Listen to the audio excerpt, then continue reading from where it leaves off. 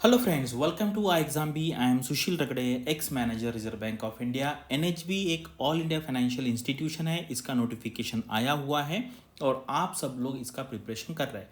तो ये वीडियो का जो टॉपिक है, ये आपका जो एग्ज़ाम होगा जहाँ पर जीए पूछा जाएगा, उसमें भी ये क्वेश्चन आ सकता है या आपके इंटरव्यू में भी आ सकता है। और अभी जो आरबीआई ग्रेड बी का इंटरव्यू चल रहा है, वहाँ पे भी ये क्वेश्चन डेफिनेटली पूछा जा सकता है। अभी आपको क्या करना है, ये क्वेश्चन सुन लेने हैं, वीडियो स्टॉप करना है और आपको इसका आंसर देने का ट्राई करना है। और फिर बाद में वीडियो में आपको इसके आंसर मिल जाएंगे, आप वहाँ पे चेक कर सकते हैं। तो क्वेश्चन ये है, हु रेगुलेट्स दी एचएफसीज यानी कि housing finance companies, and then who supervises the housing finance company. यानी कि दो क्वेश्चन है, ऐसी कौन सी ऑर्गेनाइजेशन है जो हाउसिंग फाइनेंस कंपनी का रेगुलेशन करती है। रेगुलेशन करना यानी कि रूल्स सेट करना, रूल्स फ्रेम करना, एंड सुपरविजन करना। इसका मतलब होता है वहां पे जाके देखना कि ये जो रूल्स है वो फॉलो हो रहे हैं या नहीं हो रहे, उसको कहते हैं सुपरविजन। जैसे सुपरवाइजर होता है शॉप फ्लोर पे, सुपरवाइजर क्या करता है, उसके पास रूल्स रेगुलेशन होते हैं, उसके हिसाब से लोग काम कर रहे नहीं कर रहे वो देखना होता है। सेकंड क्वेश्चन ये है, who owns the NHB. NHB का ओनर कौन है और why there was a change in the ownership. यानी कि पहले किसी एक के पास ओनरशिप थी, उसके बाद किसी दूसरे के पास चलेगी, ऑर्गेनाइजेशन के पास। इसके पीछे का रीजन क्या है, तो ये सारा हम आज के इस वीडियो में देखेंगे। चलो वीडियो स्टार्ट करते हैं। तो ये है लेटेस्ट, यहाँ पे बैलेंस शीट है, यहाँ पर आप नंबर देख सकते हैं। यहाँ पर आप देखिए कि प्रॉफिट आफ्टर टैक्स कितना है ईयर एंडेड में, यहाँ पर क्वार्टर एंडेड है, ये भी आप देख सकते हैं। ये है नेटवर्थ। नेटवर्क आपको पता है कि एसेट माइनस लाइबिलिटी करेंगे तो नेटवर्क यहाँ पे मिल जाएगा। तो ये सारे नंबर्स है, यहाँ पे आप देख सकते हैं। ये इंटरव्यू के लिए आपको काम में डेफिनेटली आएगा।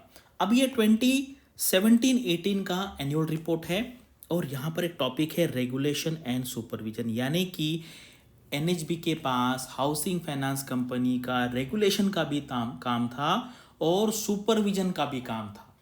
ठीक है, लेकिन बाद में क्या चेंज हो गया, ये रिपोर्ट है 2021 का, 2022 का, 22-23 का रिपोर्ट अभी वेबसाइट पे अवेलेबल नहीं है। तो यहाँ पर आप देखेंगे तो सिर्फ और सिर्फ सुपरविजन हमें दिख रहा है। यहाँ से रेगुलेशन जो वर्ड है वो अभी यहाँ से हटा दिया है। इसका ये है, अभी ये आपको पता है department of financial services, finance ministry का एक डिपार्टमेंट है। यहाँ पर क्लियरली लिखा है, it is to be noted that the NHB supervises एचएफसीज while regulation of HSBs is with RBI. यानी कि जो कोई भी रूल्स एंड रेगुलेशन सेट किए जाएंगे, किस तरीके से काम करना है, किस तरीके से नहीं करना है, ये आरबीआई डिसाइड करेगा। और वो काम उस रूल्स एंड रेगुलेशन के अकॉर्डिंग हुआ है या नहीं हुआ है, ये काम करेगा नेशनल हाउसिंग बैंक।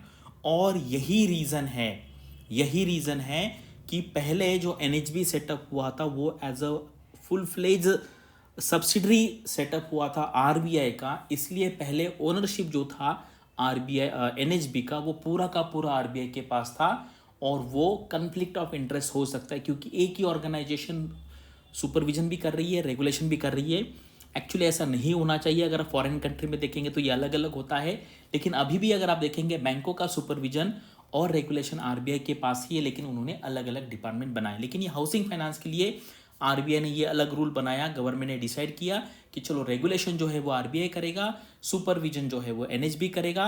लेकिन पहले पूरी की पूरी ओनरशिप आरबीआई के पास थी, यानी कि वो एक ही एंटिटी थी। लेकिन अभी क्या किया है, गवर्नमेंट ने आरबीआई को कहा कि आप पूरी का पूरा जो शेयर कैपिटल है वो ट्रांसफर कर दीजिए। तो अभी आप देखेंगे ये 17-18 में जो शेयर कैपिटल था वो आरबीआई के पास था। अभी आप 21-22 का एनुअल रिपोर्ट देखेंगे तो the transfer of shares from Reserve Bank of India to Government of India 19 March 2019।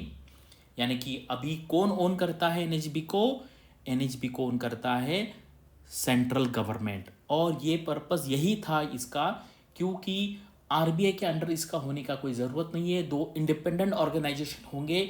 यानी कि अभी सेंट्रल गवर्नमेंट आरबीआई को ओन करता है, जो रेगुलेशन करता है हाउसिंग फाइनेंस कंपनीज का, और सेंट्रल गवर्नमेंट ही एनएचबी का ओनरशिप है उनके पास और वो सुपरविजन करता है। तो ये पर्पस है कि हम क्या कहते हैं, ये जो फंक्शंस हैं ये अलग अलग ऑर्गेनाइजेशन पे होना चाहिए।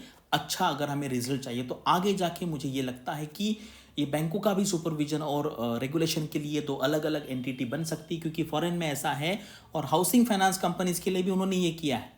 ठीक है, तो ये कन्फ्लिक्ट ऑफ इंटरेस्ट हो सकता है कि जैसे मान लीजिए आपको पता है कि clear cut division of power होता है।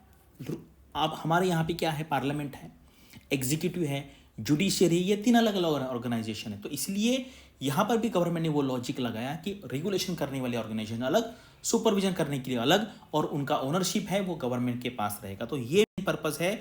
और ये मुझे बताओ, ये जो 4 क्वेश्चन थे कि रेगुलेशन कौन करता है, सुपरविजन कौन करता है, ओनरशिप किसके पास है, और वो ये ओनरशिप चेंज क्यों हुआ है, ये जो इसके आंसर्स थे आपको पता थे या नहीं थे, ये आपको मुझे कमेंट सेक्शन में बताना है। और वीडियो कैसे लगा वो भी आपको बताना है। इसको आपको जनरली मैं ये भूल जाता हूँ बताना आपको कि ये जो चैनल है इसको आप सब्सक्राइब कीजिए, यानी कि कभी भी ऐसा वीडियो अगर आते हैं तो आपको जल्द से जल्द उसका नोटिफिकेशन मिलेगा। Thank you for watching this video and all the best for your studies and upcoming examinations.